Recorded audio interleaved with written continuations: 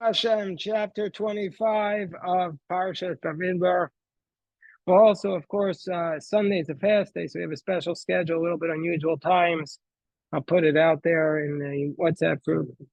Yeah, 17th of Tammuz. And this Shabbos, we have a very big Kiddush sponsored by my father-in-law in honor of my wife's birthday. My father-in-law is not there, and my wife baked the birthday cake for herself, but I don't think she's showing up. I told her you don't have to come. Okay. Yeah, she doesn't do it. She doesn't have to do anything. She's perfect. She's perfect. Okay. So chapter 25, verse 1. Vayeshev Yisrael Bashitim. And so the Jewish people, so where are we in the parsha? That Bilam has just come and he's tried to curse the Jewish people, but instead he's blessed them. And then he gave his prophecies about the other nations. And now he went home. It said in the last pasuk, "Vayokom Bilam, Vayelach Vayoshev L'mkomo." Bilam went back to his place, and also Balak went to his path. And the very next pasuk, chapter 25, verse 1 says, "Vayeshev Yisrael ba'al Shittim." The Jewish people dwelt or lived in Shittim. Vayachel ha'am was nos al benos Moab, and the people began to sin. Vayachel ha'am was nos al benos Moab. The people began to sin with the daughters of Moab. Let's see what's going on here. What's the connection between Bilam leaving and the people sinning? So it says the Rashi, Dr. Rashi, Moshe is going to read for us today, Baruch Hashem, Bashitim, right? Kach Shema, that's its name. Why does Rashi have to tell us that's its name? Because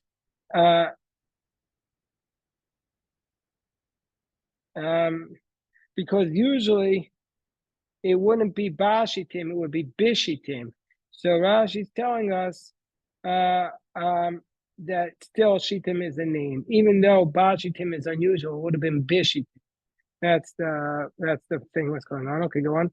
They began was Nos et El Benot Moab. Okay, Moshe, what do you got for us? Read the Rashi. So when I was growing up, my Rebbe used to tell us that the way we're supposed to read it is Zok the Heilige Rashi. Thus says the holy Rashi. We wouldn't just read Rashi. Thus says the holy Rashi. Do they teach you that? Yeah, they teach you Zok the Heilige Rashi. Okay, go on. So now Rashi tells us how come they sinned? Through the counsel of Bilam. Bilam was the one who gave this advice. And what did he tell them? So Parachelek in Sanhedrin told us what Bilam said. And what did they say? He said, we did this Gemara a few months ago in the Daf Yomi, that Bilam said to Balak, listen, we're not going to defeat them by cursing them, but I'll give you an eitzah how you could defeat them. Their God, the God of the Jewish people, hates promiscuity, hates licentiousness. So you know what you need to do? Send out your women to seduce them. And the women would seduce them, and before they would get intimate, they would say, you have to basically worship my God. And the Gemara is much more explicit than I am. I'm embarrassed to be more explicit, but the Gemara is much more explicit. Okay. So, we skipped the pasuk. The pasuk says, "Vatikrena," pasuk says, "Vatikrena la'am v'zivchei Eloheihen," and so they called to the people to the sacrifices of their gods. Vayochal, and the people ate. Vayishtachavu Eloheihen, and they were bowing down to their gods. This is the first. Rashi is going to cite what I just quoted from Sanhedrin here in the next Rashi. But this is, I think, the first time that Bnei Israel is worshiping Avodah Zarah. Do we see another? I'm just thinking about this now. The golden calf. Okay, the golden calf is different. You're right, but the golden calf they made a calf. But first of all, Rashi says they weren't worshiping it. They were replacing with a leader. The golden calf was not, it wasn't the God of another nation. They just made an image and were bowing down to it. But here they were worshiping another God. And that's a big break. Nobody's ever done that before. And for Bnei Yisrael since they left Egypt. Okay, let's see. Moshe, please read the Rashi.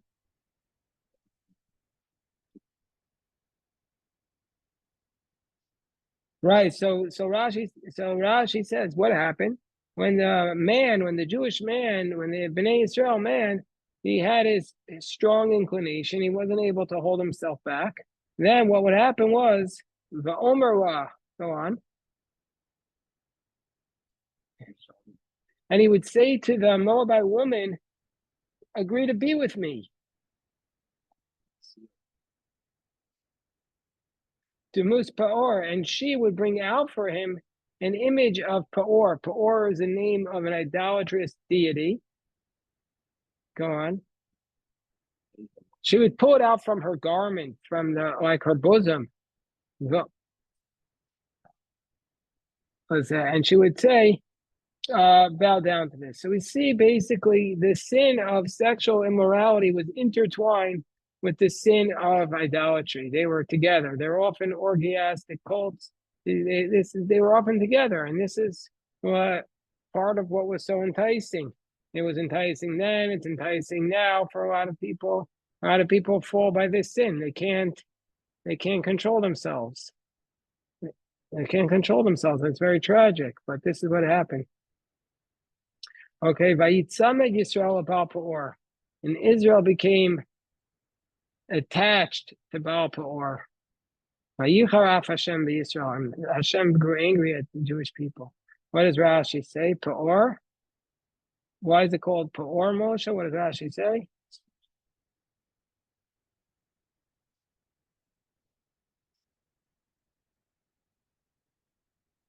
Okay, so the way they would um, Peor means exposing.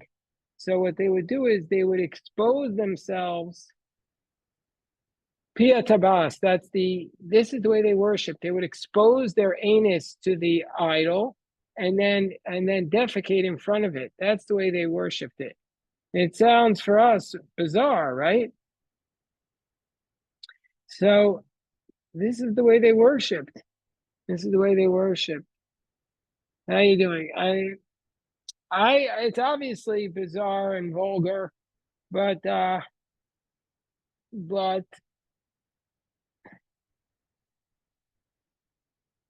it is also possible that many of the practices that our American society, American culture engages in can also be seen as vulgar years from now. I mean, so right now, some of them seem vulgar, but like all the plastic surgery that we engage in just for beautifying ourselves. I mean, for example, which most people think is innocuous, but years later, they cut up they go to surgery just to do these, like do all these different things. You take all these pills, and it's possible that we might react with horror, but it does seem an absolute vulgar way of worshiping God. Right, Moshe? I mean, defecating on the idol, that's the way you worshipped it. What do you say about that, Jeff? Okay. Vayicharaf Hashem Yisrael. God was angry. What happened? He sent a plague upon them. I mean, this is obscene. The way they worshipped was obscene. The Talmud today talked about an obscene way of worshiping. In the Daf Yomi, they mentioned, I don't even want to repeat it. I'm embarrassed to even repeat it, but it's there in the pages of the Talmud. Talked about the obscene way in which they worshipped. They saw a person, the idol. Let's just say according to the Babylonian Talmud, the idolaters used to use their animals as their sexual partners, and that's what the Talmud says. And actually, Jonah's brother Jacob had a lot of insights into that. He says it was pretty common in the ancient world.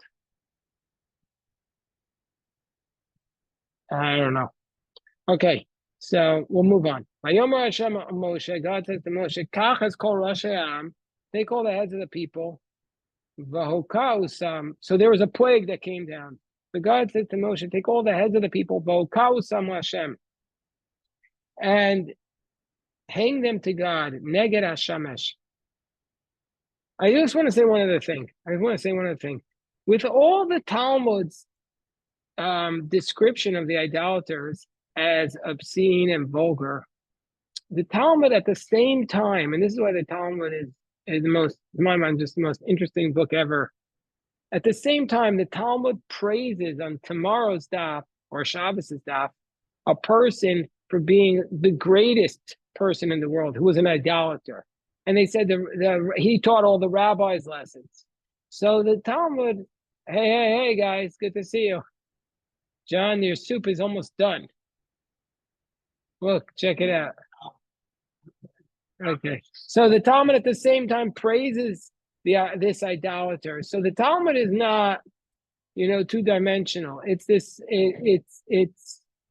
saying that it's calling out the practices for being vulgar when they're vulgar, but also calls out the practices when there's a beautiful person who's an idolater. At the same time, even though the Talmud says you're not allowed to give them praise, and then the Talmud goes ahead and gives them praise. So ironically, the Talmud says you're not allowed to say how beautiful is this idolater, and then the Talmud goes ahead and says nobody ever fulfilled the mitzvah of honoring their father like this idolater. So it's the Talmud is just a big riddle in that sense. And that's what I was thinking about today.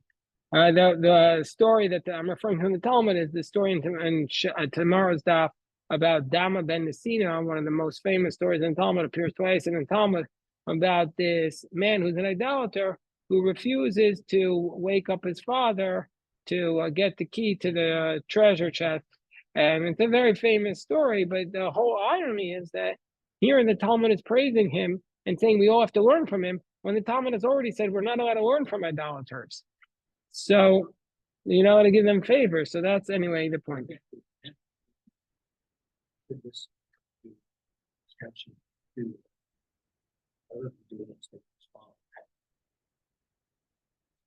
Other than doing a nice thing to his father, I mean,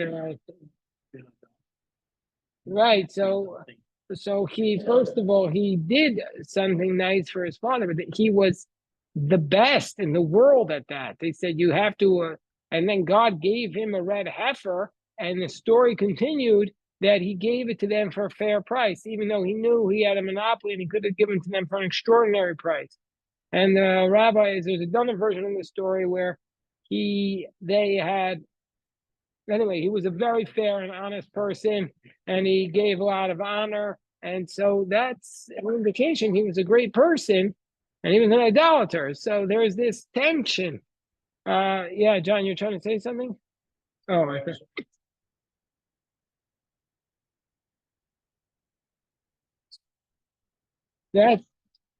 No, because in the Talmud we have on the one hand, and here in this page, like this description of the idolaters as these vulgar people, these obscene people. But then the Talmud goes ahead and talks about the greatest people in the world who are idolaters. And I think the point is that life isn't simple. I don't know. It's a very, you can't just come away with a monolithic vision of the world. You have to have nuance. And you have to be ready to praise people and learn even from other cultures. At the same time, you have to call it out when it's vulgar. Call it out when you're vulgar.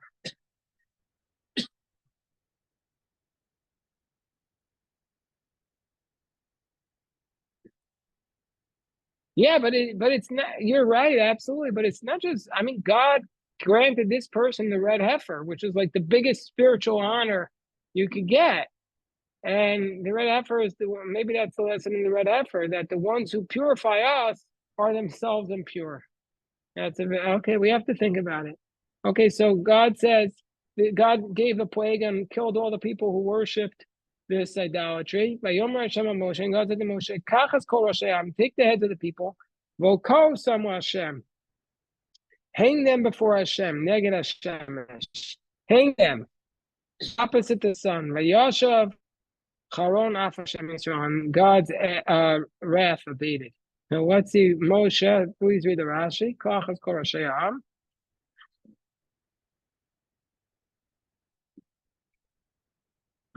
He says, take all the heads of the people to judge those who worship Peor. What does that mean? Meaning to say, so why is he saying? Oh, here's what's going on with Rashi. It says, take the heads of the people, but the heads of the people are not the ones who worshipped. It was the people who worshipped. So why is he judging? Why is the pasuk saying, take the heads of the people and hang them? So Rashi's saying, no, you're not hanging the heads of the people. Take the heads of the people to be the judges of those who worship Torah. Kobe, how you doing? Baruch Hashem. Okay, Vokausam, hang them, not the heads of the people, as them, because we would have thought that it's the heads of the people, because the way the story ends is with one of the heads of the people getting massacred. Okay, go on. Voka. It means hanging. Okay, we have another example where the sons of Saul were hung by the Givonim. Go on. Hashem. Go on. And there it says is specifically hanging.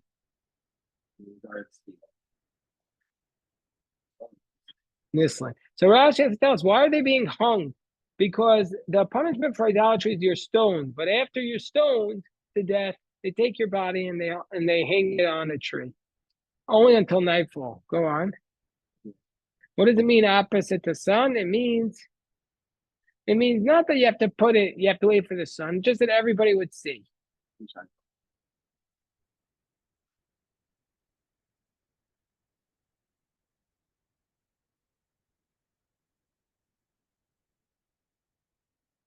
Okay. So then Rashi cites the Midrash that actually what he meant was the sun would tell us who was a sinner, because there would be the sun, the cloud would go away and the sun would shine on everybody who was a sinner. That would be the indication of how you were sinned. The sun would go around to each person. Spotlight. Okay, go on. The next pasuk states, Vayomer Moshe al Shoftei Yisrael. Moshe said to the judges, or here it doesn't mean judges, here it means like to the officers. Here go ish anashav, each one should kill the men hanitzmadim Baal Peor, who are worshiping Baal Peor. Rashi says, go on, let's Moshe.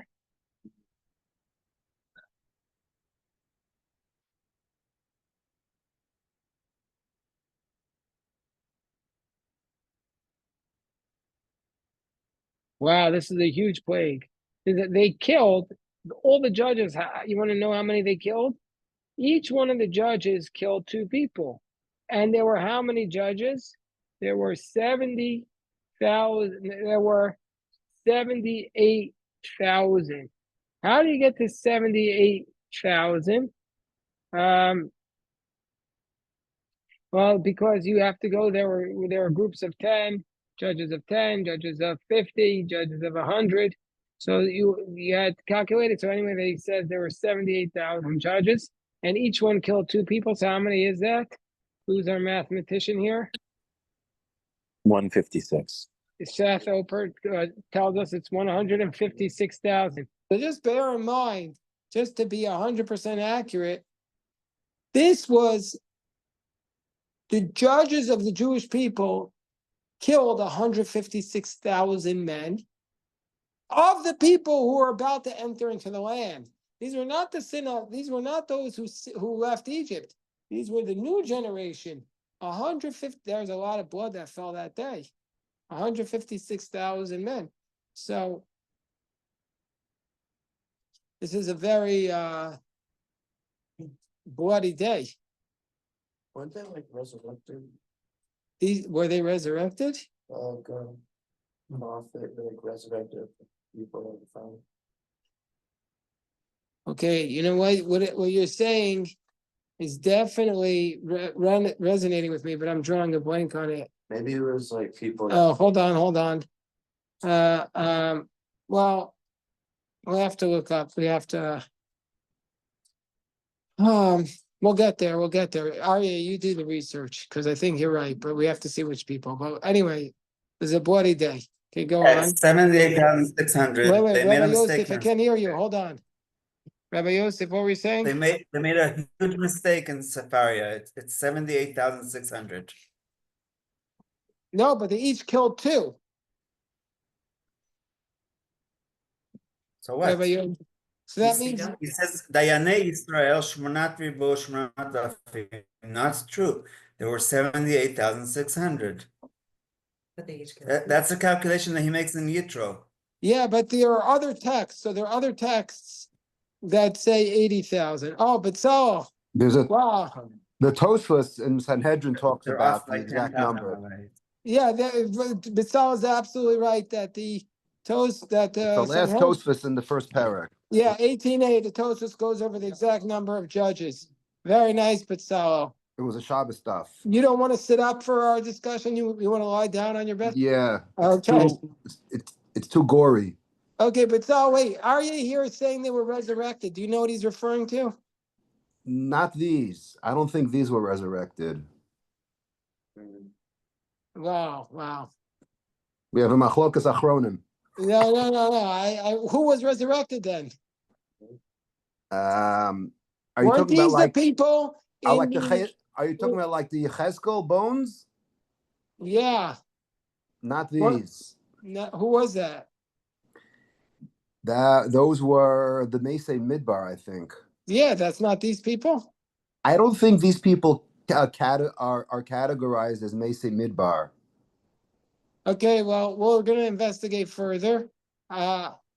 Because Arya is Bari and you're Shema. Okay. If you have certain and you have one person is certain, the other one's maybe, you go with the certain. But Uki Saul knows Mamona everything, but b'cheskes Arya Maryam. is certain. Oh, you're not sure? Oh, he says he's not sure. He's both Shema. They're both Shema. Okay, we'll have to investigate further. Kol de'elim gvar. Wait, but Saul, when did you come on? Did you hear my question about Dama ben Nesina? You said you're not. We said in the Gemara, you're not allowed to praise an idolater. Right. And now they're praising Dama. I know, because he was a one-hit wonder. Okay, it's a Shvera Teretz. Okay, we'll go on. So the pasuk says, "Vayomer Moshe al Shavtei Yisrael Hirgu Ish on Hashav and it's Mandim Lebapor." Oh, we just read that. V'nei Ish Minei Yisrael Ba. Each man came. Vayakrev El Achav El Es Hamidjan Nislei Nei Moshe. U'enei Kol Adas B'nei Yisrael V'hima Bochen Pesach Omalei. So then a man came from amongst the children of Israel, and he brought his brother to the Midianite. He brought the woman who was a Midianite. Basically, he came close to his brothers with this Midianite woman in front of Moshe and in front of all the children of Israel, and they were crying at the entrance to the tent. So this is the dramatic scene. You can imagine it's a cliffhanger. I'm leaving you on the cliff, but we know what's going to happen is he's about to be fornicating in public, and Pinchas is going to take this spear and kill them. In public is crazy, Rav. It's like blocked. Why is it okay in private? Because it's like Right, it's less offensive. Right, it's less offensive. Was the bad thing that he was doing it with the Midianite woman, or that like he was doing it?